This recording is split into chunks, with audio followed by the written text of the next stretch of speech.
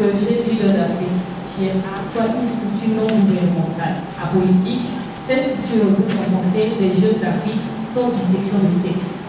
Ces objectifs spécifiques s'énoncent comme suit: promotion de l'esprit d'entrepreneuriat, promotion de la paix et du règlement pacifique des conflits en Afrique, la création d'une banque africaine d'investissement pour la jeunesse africaine, la promotion et le renforcement du leadership de la jeunesse africaine, la réduction des taux d'analphabétisation en général et en particulier celui de la jeunesse féminine africaine, promotion et le renforcement des capacités et le leadership de la jeune fille. Nous avons aussi mis des moyens d'action qui sont la formation du leadership, promotion de l'initiative privée, financement des projets, plateforme d'échange et de discussion de la jeunesse africaine. Jeunes africains, j'ai une seule parole pour vous aujourd'hui. Le temps est arrivé où nous devons nous lever pour parler le même langage. Soignez l'image de la jeunesse africaine. Et le temps est arrivé où nous devons prendre notre destin et notre destin en main. L'heure est arrivée. Jeunes africains, c'est le moment de notre destinée. Sur ce, je ne veux pas être trop long. Je vous dis à quoi pas et bienvenue à la GLA. Et je voudrais juste encourager ces jeunes-là. Et vous savez, quand on dit que quand une chose commence difficilement, c'est que ça va réussir. Aujourd'hui, il y a du monde, mais je crois qu'il y a du beau monde. Comme c'est la crème, ceux qui sont là, c'est des gens qui ont foi à la jeunesse. C'est ceux qui sont là.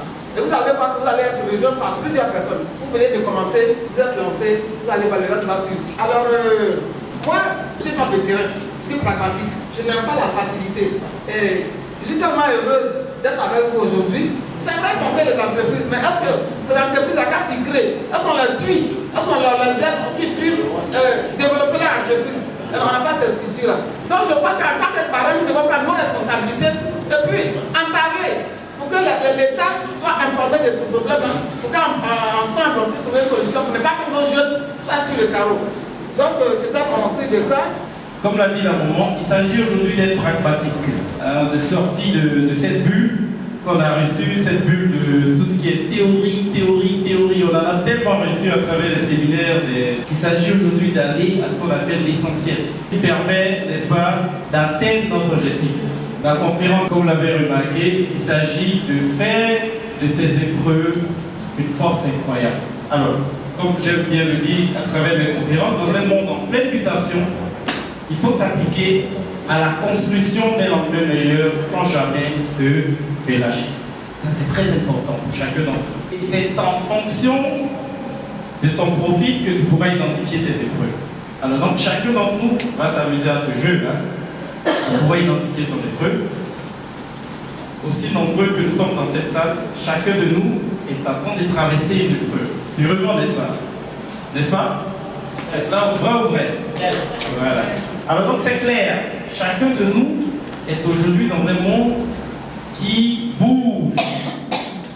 Tant que le monde va bouger, il est clair qu'il faut bouger avec.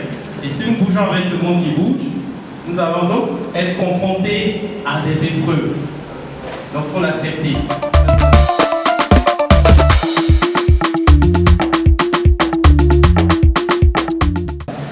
Vous avez dit qu'il faut identifier ces épreuves, connaître, avoir une vision, élaborer un plan d'action. Ok. Après avoir élaboré un plan d'action, comment se lancer? Parce que je vais vous donner un exemple palpable dans mon quartier à la Riviera, à peu d'eau. Dans mon quartier, il n'y a pas de point où on peut aller charger le gaz. On est obligé d'aller jusqu'à Palmeraie, Guiraud, pour aller charger le gaz. Vous voyez? Donc, vous avez dit que la plus grande richesse est là. Ok, je suis dans mon quartier, chaque jour, je prends le gaz, n'ayant pas de voiture, je marche à pied, aller jusqu'à Guiraud pour aller prendre le gaz.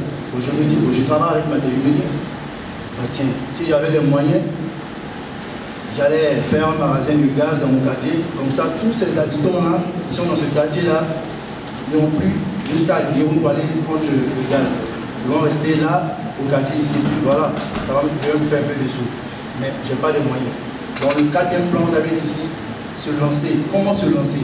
Alors, si chaque famille vous donne, je fais un petit calcul, 2000 francs de plus ou 1500, je dis n'importe quoi. Ah, frère, à chaque fois que vous rechargez le gaz de 100 familles, vous avez peut-être quoi, 200, que vous épargnez ne serait-ce que 150 000. Déjà, il faut chercher à identifier combien de familles ont besoin de gaz. Si c'est le cas, à quelle fréquence? Tu as combien de capteurs? Tu as tous les indicateurs pour faire une belle étude de marché. Tu le fais. Et puis, comment je réponds? Alors, après, maintenant, je trouve la charrette, je ne sais pas quoi, ce qu'il faut. On va livrer, puis on va se faire du cash, c'est tout. C'est ça, devenir riche. Aujourd'hui, chacun est riche d'un élément assez banal.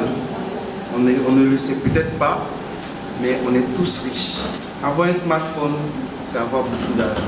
Ce smartphone que tu vois là, c'est beaucoup d'argent. En termes de conclusion, la seule chose à retenir, il faut se surpasser.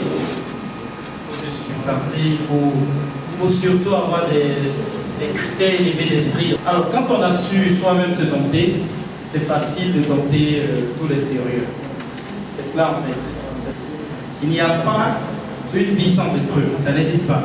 Si tel est le cas, on est bien obligé, n'est-ce pas, d'avoir des solutions qui puissent nous permettre de surpasser ces épreuves, afin de donner le meilleur à nos proches d'abord, et également à toutes les communautés dans lesquelles nous serons chaque jour de notre vie.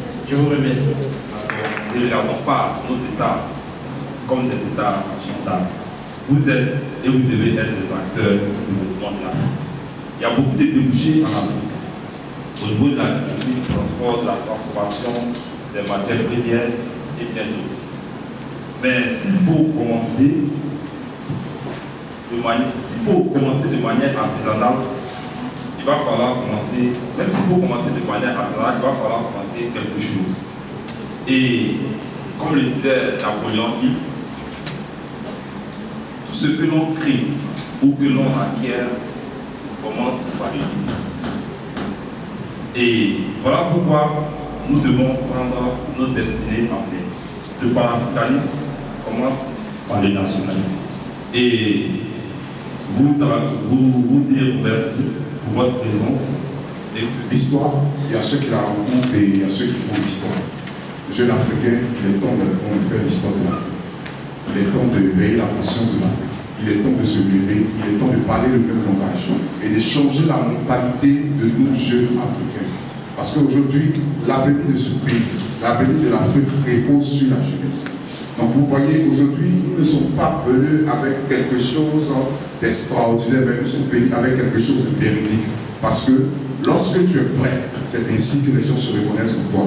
Il est temps que la jeunesse africaine parle le même langage, que le changement de mentalité dans tous les domaines de notre vie.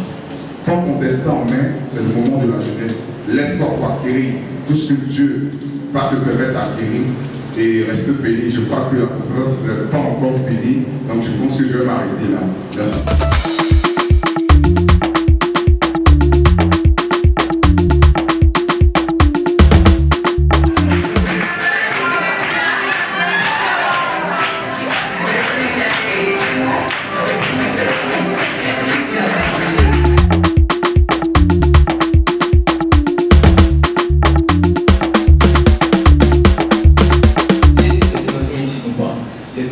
Une salle simplement pour faire des spectacles, ils m'ont refusé, même les chaises, ils ont dit non. Donc la lettre, j'ai encore ça à la maison. J'ai dit un jour, on va se croiser et je vais leur montrer la lettre. Donc qu'est-ce que j'ai fait? J'ai réuni 5 élèves de 5 écoles différentes à Balsam. Et avec eux, on a fait notre communication comme on pouvait. On s'est retrouvé avec 400 personnes au premier événement. C'est un gâteau de leader.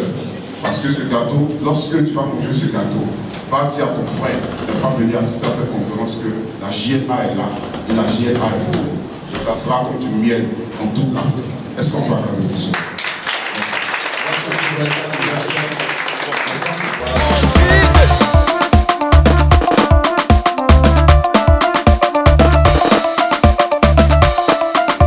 Je représente le ministre Augustin Kourou, qui était à la culture et au pétrole sous l'égide du président Laurent Gbagbo. Donc il y a un petit décalage dans le programme.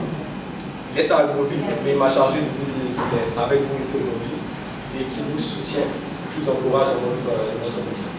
Voilà, c'est ça le petit mot de M. Kourou. Merci.